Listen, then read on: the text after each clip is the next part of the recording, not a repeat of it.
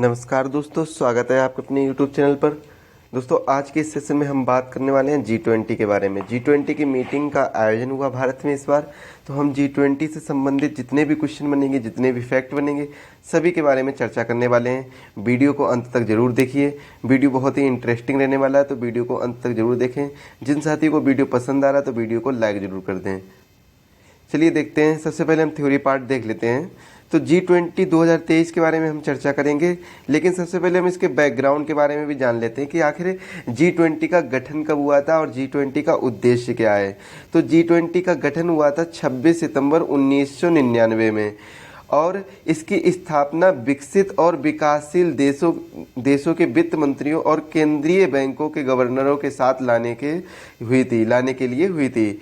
इस समूह का मुख्य उद्देश्य क्या है? तो इस समूह का मुख्य उद्देश्य है दुनिया में जितनी भी वित्तीय स्थिरता है और सतत विकास को है, तो इसको बढ़ावा देना ही इसका मुख्य उद्देश्य है।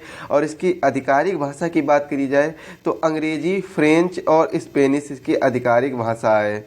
इसका अर्थ है ग्रुप ऑफ 20, लेकिन अब ये आधिकारिक रूप से बदलने वाला है, क्योंकि इसमें पहले 19 देश और एक संघ शामिल था, लेकिन अब क्या हो गया है कि एक संघ और शामिल हो गया है, यानी 19 हो गए हैं जो हमारे क्या हो गए हैं, देश हो गए, कंट्री हो गई, और इसके बाद में 2 हो गए हैं संघ। 2 संघ कौन कौन से? एक हो गया यूरोपियन यूनियन और दूसरा हो गया है हमारा अफ्रीकन यूनियन।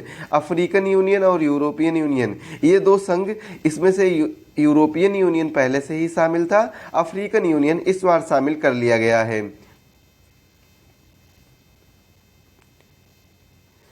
क्या है G20 शिखर सम्मेलन?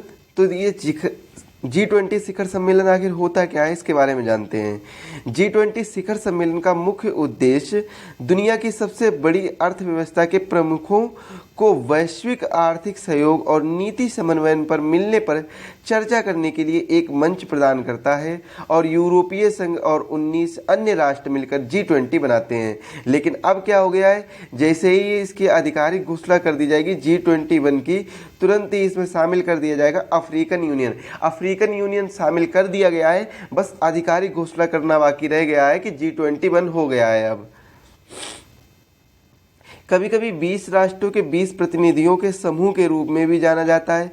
विश्व की जनसंख्या और सकल घरेलू उत्पाद के एक बड़े हिस्से के साथ ये सदस्य राष्ट्र वैश्विक अर्थव्यवस्था का एक बड़ा हिस्सा बनाते हैं। अगर सकल घरेलू उत्पाद की बात की जाए तो कितने परसेंट? 80% तक होता है। कितना परसेंट होता है? 80% तक होता है। इसके बाद में G20 शिखर सम्मेलन का एजेंडा क्या है? तो इसका एजेंडा है सम्मेलन के दौरान ग्लोबल लीडर व्यापार, निवेश, नवाचार, सतत विकास और अन्य महत्वपूर्ण वैश्विक आर्थिक मुद्दों पर चर्चा कर समाधान तलाशने के प्रयास करेंगे। साथ ही साथ आर्थिक नीति पर आम सहमति बनाना, वैश्विक मुद्दों को हल करना, अंतर्राष्ट्रीय सहयोग को बढ़ावा देना। अक्सर शिखर सम्मेलन में बातचीत की मुख्य विषय होते हैं। G20 शिखर सम्मेलन का एजेंडा समय के साथ साथ बदलता रहता है, और क्या होता है कि देखिए, समय के साथ साथ एजेंडा बदलता रहेगा, और आगे भी जितनी भी शिखर सम्मेलन होंगे G20 के, उसमें जिस प्रकार का समय चल रहा होगा तो उस प्रकार का ही एजेंडा रहेगा कि अभी हमें इसका समाधान करना है।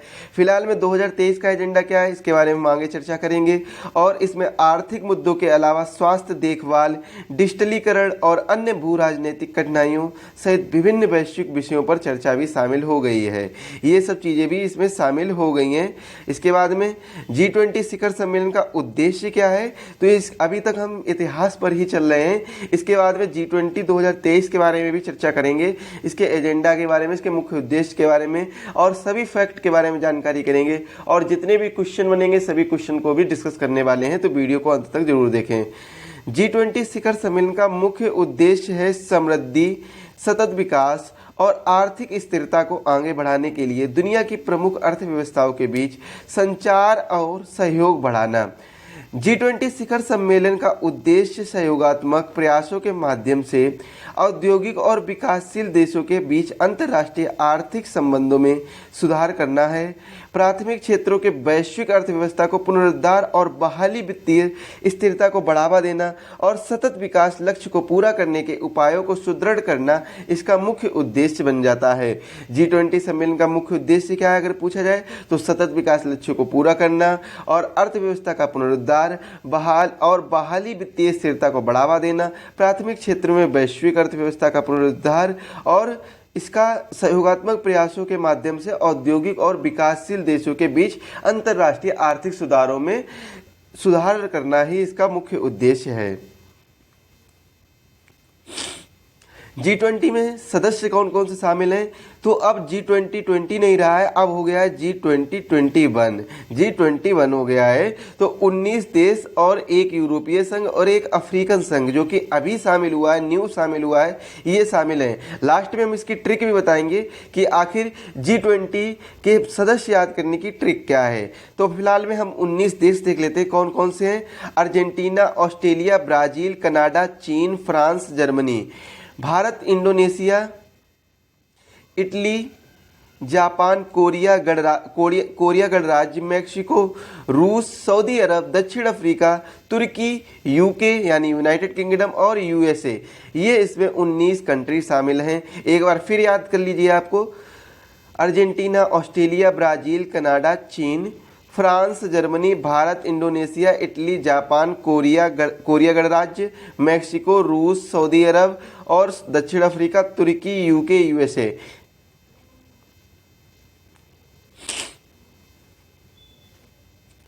G20 शिखर सम्मेलन का 18वां संस्करण की बात करें तो 2023 में आयोजित हुआ।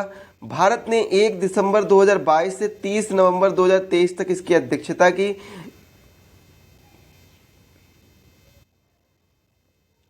और भारत ने इसकी अध्यक्षता संभाली। G20 की 2023 के 18वें संस्करण की, यानी इससे पहले 17 संस्करण हो चुके थे।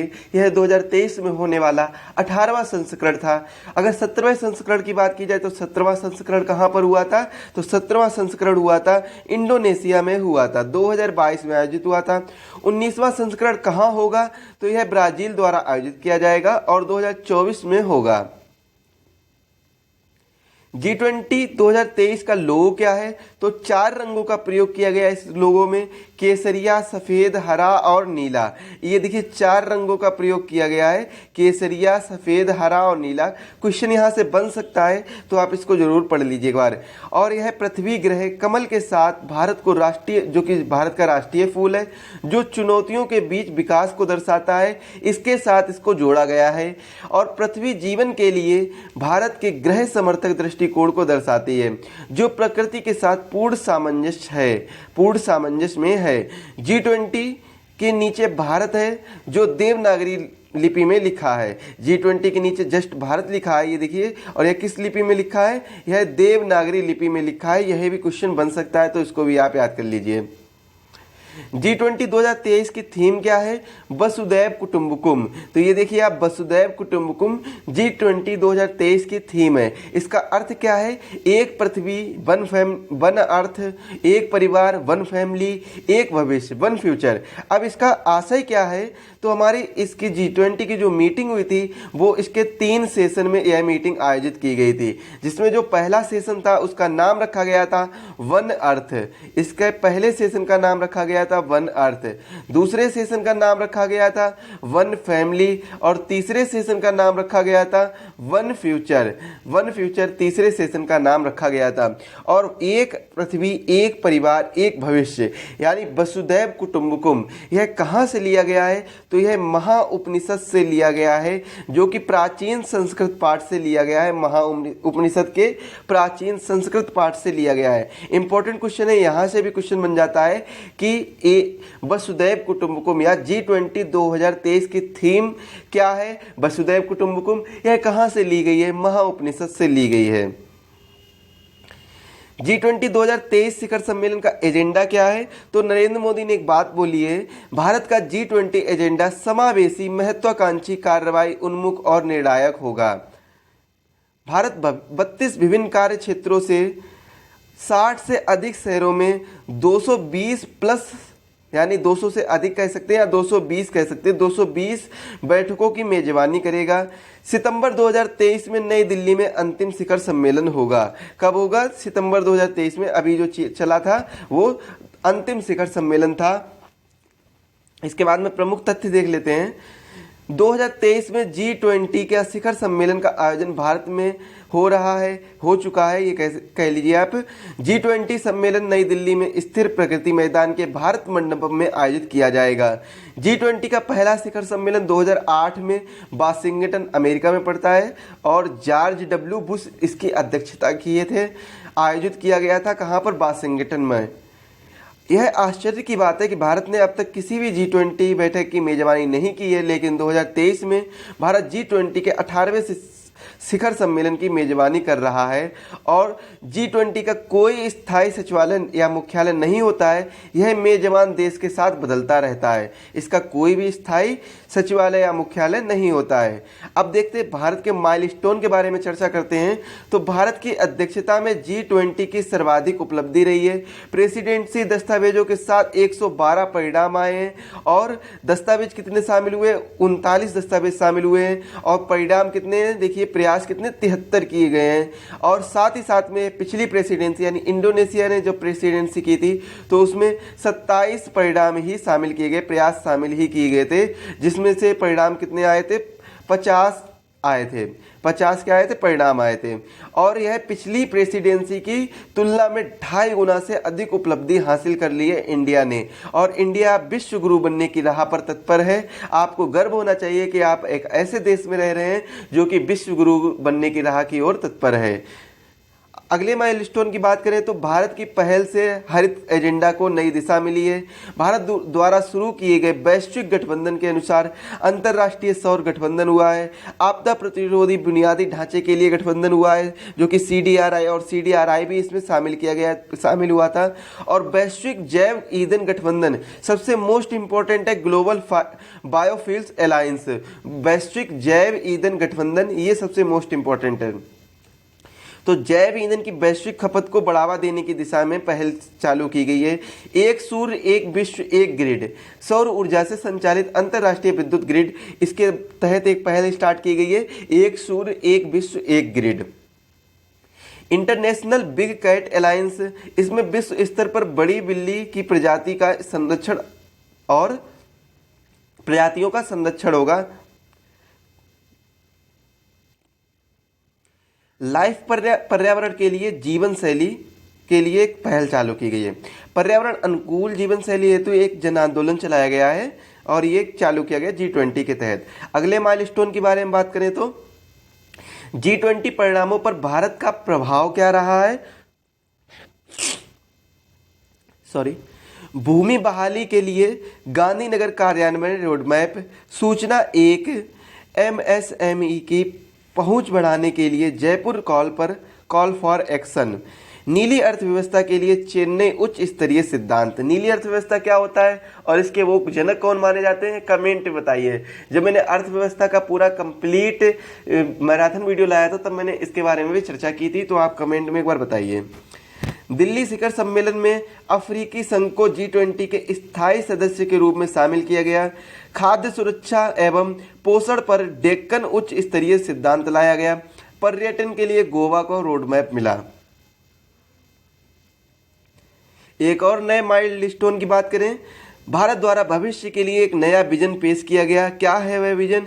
नई दिल्ली लीडर्स घोषणा पत्र की मुख्य बातें: मजबूत, टिकाऊ, संतुलित और समावेशी विकास, SDG पर प्रगति में तेजी लाना, सतत भविष्य के लिए हरित विकास समझौता, 21वीं सदी के लिए बहुपक्षीय संस्थाएं, बहुपक्षवाद की पुनः सशक्त बनाना, बहुपक्षवाद को पुनः सशक्त बनाना, ये सभी नई दिल्ली लीडर्स घोषणा पत्र यानी नई दिल्ली डिक्लेरेशन के अंतर्गत आते हैं। आइए हम बात करते हैं क्वेश्चन और आंसर के बारे में, MCQs के बारे में चर्चा करते हैं। इसमें कुछ इंपॉर्टेंट MCQs रखे हैं मैंने, तो इनके बारे में हम चर्चा करने वाले हैं। पहला क्वेश्चन पढ़िए। प्राकृत भाषा में लिखा कितने साल पुराना स्तंभ का जिक्र मोदी जी ने G20 सम्मेलन का आरंभ किया था? जिक्र करके मोदी जी ने G20 सम्मेलन का आरंभ किया था, तो वह कितने साल पुराना था? 2500 साल पुराना स्तंभ था।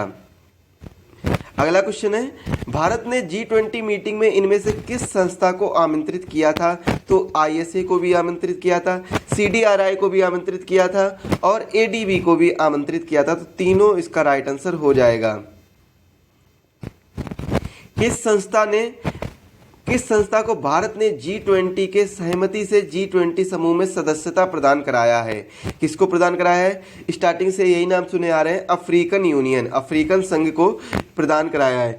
अब हम बात करते हैं तो अफ्रीकन यूनियन की वजह से अब G20 ना रहकर क्या हो जाएगा? G21 हो जाएगा। इसकी आधिकारिक घोषणा जैसे ही कर दी जाएगी तुरंत ही यह G21 हो जाएगा। और साथ ही साथ में अफ्रीकन संघ की बात करें तो क्वेश्चन यहाँ से ये भी पूछा जाता है कि अफ्रीकन यूनियन में कितने कंट्री शामिल है? तो 55 देश अफ्रीकन यूनियन में शामिल हैं। इसको भी आप याद रखिए। G20 बैठक के तहत कितने एंगेजमेंट ग्रुप बनाए गए हैं? तो G20 बैठक के तहत कितने एंगेजमेंट ग्रुप बनाए गए? 11 एंगेजमेंट ग्रुप बनाए गए हैं। कौन कौन से देश? जैसे कुछ एग्जांपल ले लेते हैं। B20 हो गया, L20 हो गया, W20 हो गया, Psi20 हो गया, U20 हो गया, S20 हो गया, Y20 हो गया। इस तरीके से कुल 11 बनाए गए एंगेजमेंट ग्रुप। अगला क्वेश्चन है, नई दिल्ली घोषणा पत्र में कुल कितने मुद्दों पर आम सहमति बनी है? तो 73 मुद्दों पर आम सहमति बनी है।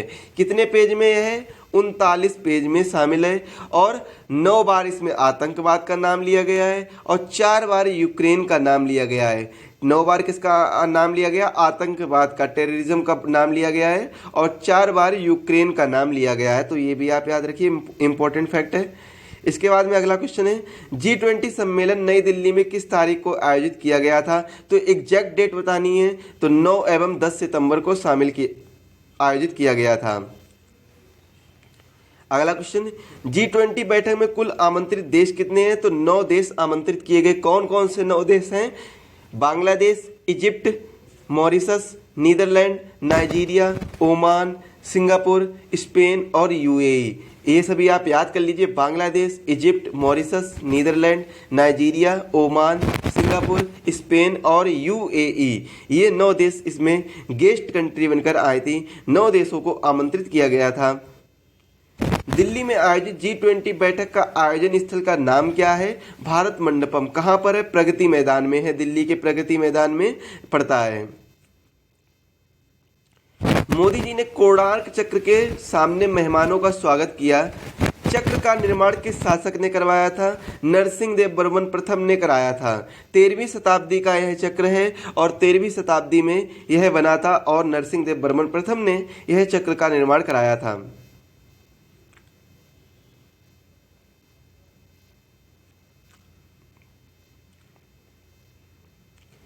नटराज मूर्ति जो G20 आयोजन स्थल के सामने लगा था, वास्तुकार का नाम क्या है? तो श्रीकंठा सतापति वास्तुकार का नाम है और इनके ही 2 अन्य भाई थे जिन्होंने इनका साथ दिया था। वैसे जो नटराज की मूर्ति होती है वह पंच धातु की बनी होती है, जो नॉर्मल पूजा में यूज होती है, लेकिन यह नटराज की मूर्ति अष्ट धातु से बनी थी, 8 धातुओं से मिलकर बनी थी।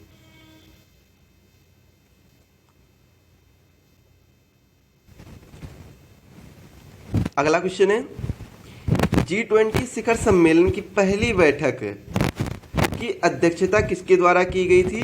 तो पहली बैठक की अध्यक्षता जॉर्ज W. बुश द्वारा की गई थी, जो कि अमेरिका के उस समय के राष्ट्रपति हुआ करते थे। G20 की पहली बैठक 2023 में किस स्थान पर आयोजित की गई थी? तो पहली बैठक 2023 में किस स्थान पर आयोजित की गई थी? पांडिचेरी में आयोजित की गई थी।